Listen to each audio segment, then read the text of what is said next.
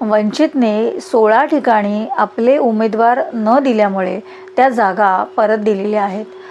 प्रश्न पडतो की आज स्वातंत्र्य मिळून 60-70 वर्ष झाली, त्याच्यानंतरसुद्धा वंचितला आपले उमेदवार देता येऊ नयेत.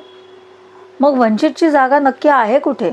निवडणुका जेव्हा आपण समाज म्हणून आवाहन करतो तेव्हा ह्या फक्त राजकीय आहेत का? फक्त फायद्यासाठी आहेत का? खरंच बाबासाहेब आंबेडकरांचा जो विचार होता, संघर्ष करा, शिका आणि मोठे व्हा, हा आपण कुठे पुढे नेतो आहे का? फक्त राजकीय आणि जातीय बोलायचं आणि मग निवडणुकांमध्ये मतं मागायची, तर हे कितपर्यंत जाणार? काँग्रेसच्या बाबतीमध्ये जेव्हा आपण विचार करतो तेव्हा तिथेसुद्धा अशाच पद्धतीचे आपल्याला पायंडे आणि विचार दिसत आहेत.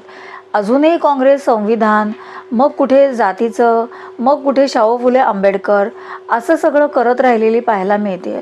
इथे कुठेही मला की आपण महानगरपालिकेमध्ये निवडून आल्यानंतर नक्की नगर म्हणून किंवा शहर म्हणून आपण लोकांना काय काय सुविधा देणार आहोत याच्यावरती फार भर देताना मला कुठेच दिसत नाही आहे.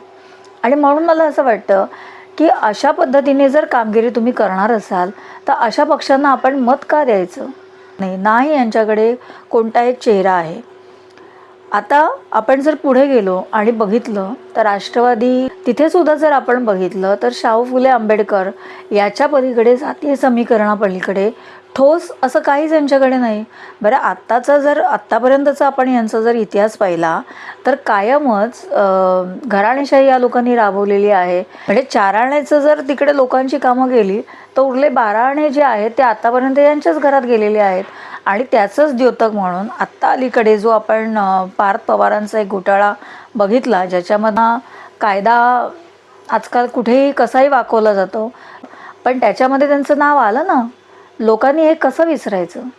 तर ह्या सगळ्या गोष्टी ज्या आहेत ते बघताना मला असं वाटतं की केंद्रामध्ये आणि राज्यामध्ये एक सरकार असताना महापालिकेमध्ये दुसऱ्या कोणाला तरी जेव्हा आपण निवडून देतो तेव्हा पुन्हा तिथे संघर्ष होणार आहे.